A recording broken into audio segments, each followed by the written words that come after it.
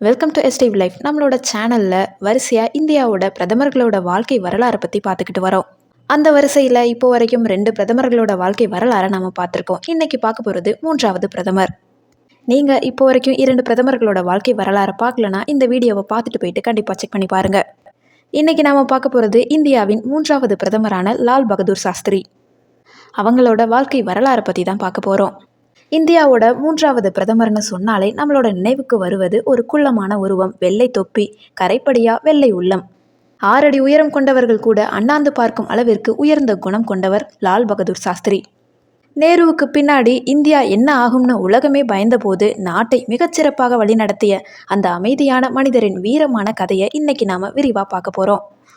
அதுக்கு முன்னாடி நம்மளோட சேனலை ஃபர்ஸ்ட் டைம் விசிட் பண்ணுறீங்கன்னா இந்த வீடியோக்கு ஒரு லைக் போட்டு மறக்காமல் சப்ஸ்கிரைப் பண்ணிக்கோங்க. வாங்க வீடியோக்குள்ளே போகலாம்.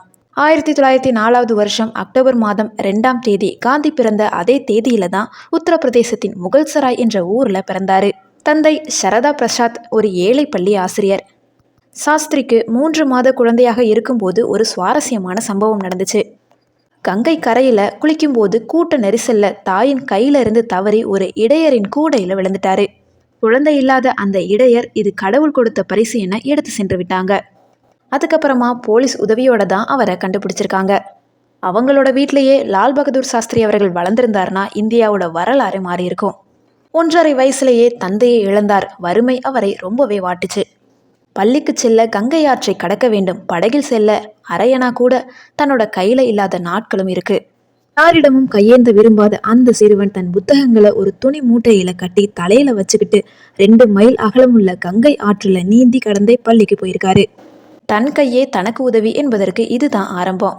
ஜாதி முறையை அவர் கடுமையாக எதிர்த்தாரு. அதனால தான் பிறந்த போது வைக்கப்பட்ட ஸ்ரீவஸ்தவா என்ற ஜாதி பெயரை திறந்தாரு.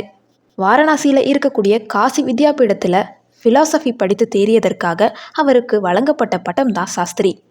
அதுவே பின்னால் அவர் பெயராகவே நிலைச்சது. அவரோட கல்யாணத்தப்போ கூட வரதட்சணையா ஒரு கைநூல் ராட்டையையும் சில மீட்டர் கதர் துணியையும் மட்டும்தான் வாங்கினாரு.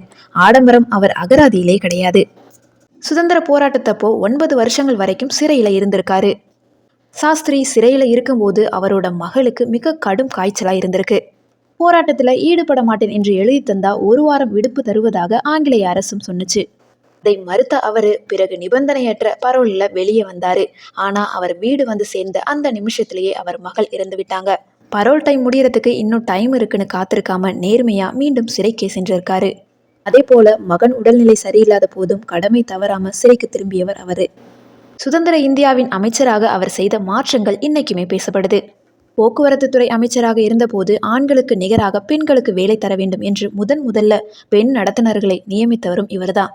காவல்துறை அமைச்சராக இருந்தபோது கூட்டத்தை கலைக்கிறதுக்கு துப்பாக்கி சூடு அல்லது லத்தி சார்ஜ் செய்வதற்கு பதிலாக வாட்டர் கேனன் முறையை முதல்ல அறிமுகப்படுத்தினவரும் இவர்தான்.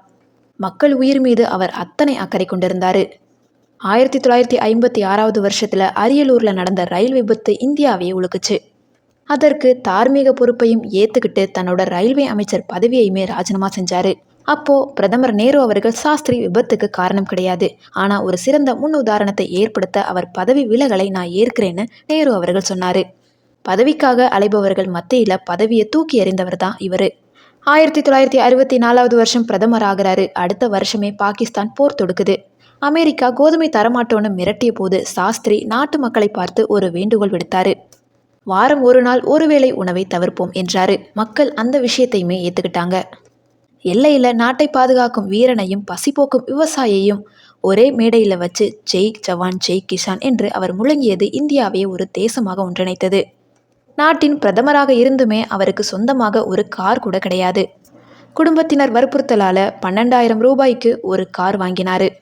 அதுல 5,000 ரூபாய் வங்கி கடன். அவர் இறந்தபோது அந்த கடன் முடியாமலே இருந்துச்சு. அதுக்கப்புறமா அவருடைய மனைவி லலிதா தேவி தனது பென்ஷன் பணத்துல இருந்துதான் அந்த கடனை அடைச்சிருக்காங்க. ஒரு பிரதமரின் மனைவி பென்ஷன் பணத்துல கார் கடனை அடைத்தார் என்பது இன்னைக்கு தலைமுறைக்கு ஒரு பாடம்.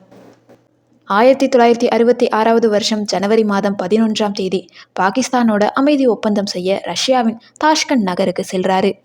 ஒப்பந்தம் கையெழுத்தான அன்றே அவர் மர்மமான முறையில மாரடைப்பால இருந்ததாக அறிவிக்கப்பட்டுச்சு. அவரோட உடல் நீல நிறமாக மாறி இருந்ததாகவும் அவரது மரணத்துல ஏதோ சதி இருப்பதாகவும் இன்னைக்கும் ஒரு விவாதம் நடந்து கொண்டேதான் இருக்கு.